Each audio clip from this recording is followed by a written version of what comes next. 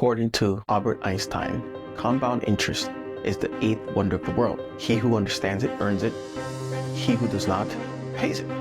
Very simple. As I stated, part one of this series, the power of compounding teaches that if you keep compounding in good habits, you will see wonders.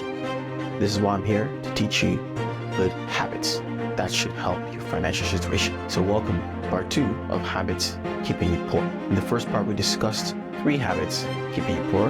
In this one, we're going to discuss 5 more habits keeping you poor. Who am I? I'm Sam.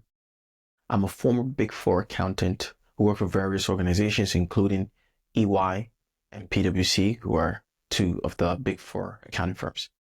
As an accountant and financial literacy advocate, I want to see you succeed. Remember, this video is for educational purposes only. This is not legal, financial, or tax advice. Please do your own research. Subscribe, share, like, comment, and hit the notification bell for more content like this. All right, so let's get to number 1. Not having a stockpile. What is that? It involves not saving enough money to create a financial buffer. Ideally, around 3 to 6 months worth of expenses should be sufficient. Why does it matter? Having a stockpile provides peace of mind and frees up mental energy. How do you build this? The way to build it is first paying yourself first by saving at least 10% of your income. I recommend 20%. Once you have your stockpile, you can start investing additional savings from there. This is your emergency fund. Number 2, having expensive hobbies. It's called retail therapy, right? Many people enjoy shopping. Marketing influencers. Multi-billion-dollar organizations use marketing and social media to encourage spending rather than saving and investing.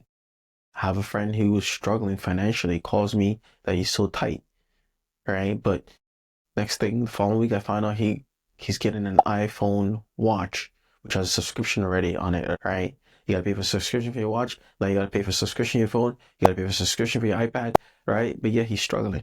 Even I didn't feel like I should be buying that, even though my income was astronomically more than his, right? So next topic here, focusing on savings too much. So to improve your financial position, what you can do is save more of your existing income, make more money, and create more streams of income. So don't just focus only on your savings account, right? Remember, sometimes when it's tight, it's either you increase your income or you decrease your expenses. That's the way to sort of alleviate the strain. Let's go to the next one. Paying too much in taxes. I'll make a separate video on these as well.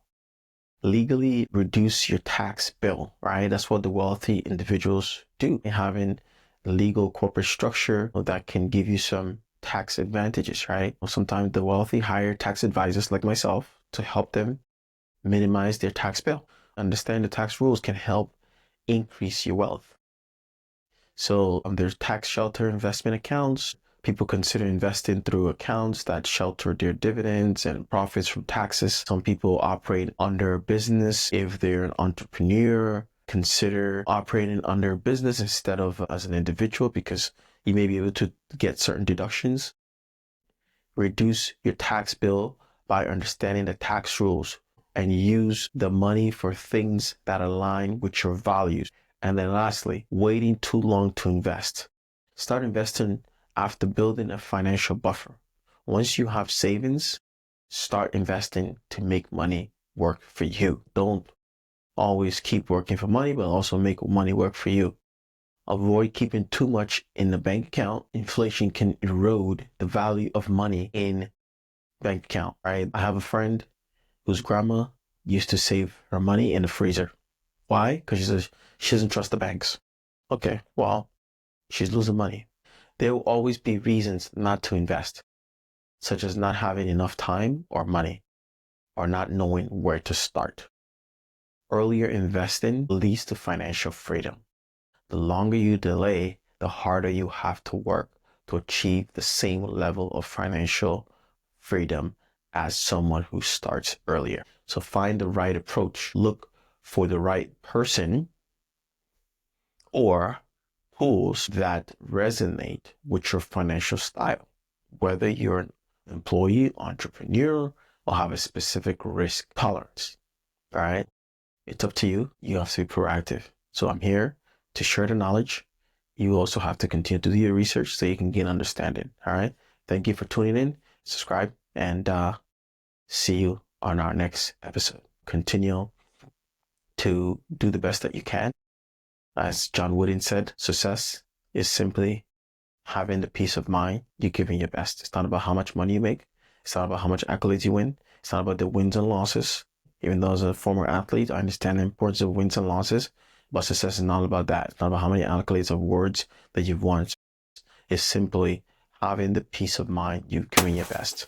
And the question is, have you given your best in your financial understanding, financial literacy?